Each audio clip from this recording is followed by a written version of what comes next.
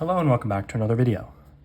In this problem, we're asked to use the intermediate value theorem to show that there is a root of the given function in the specified interval.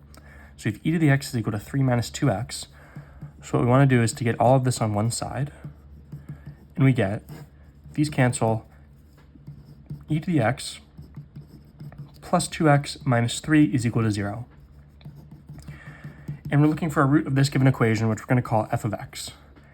And we're using the intermediate value theorem, which means that we're looking at f of 0 and f of 1. F of 0 equals e to the 0 plus 2 times 0 minus 3.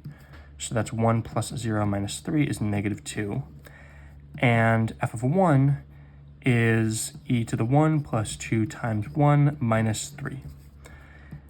And this is, so e plus 2 minus 3 is going to be e minus 1. E is roughly 2.7, so this is going to be roughly 1.7.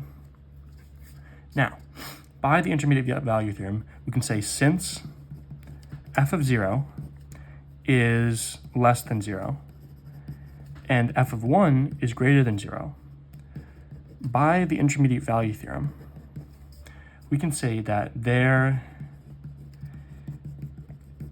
exists an x in the range from 0 to 1 such that f of x equals 0.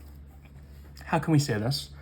Well, if we imagine that we have a continuous function and we have f of 0 is negative and f of 1 is positive, there's no way to get from here to here without crossing the line at some point, other than having like a jump or a skip, in which case it wouldn't be continuous.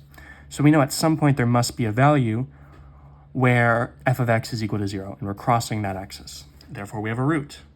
So such that f of x equals 0, and the equation has a root.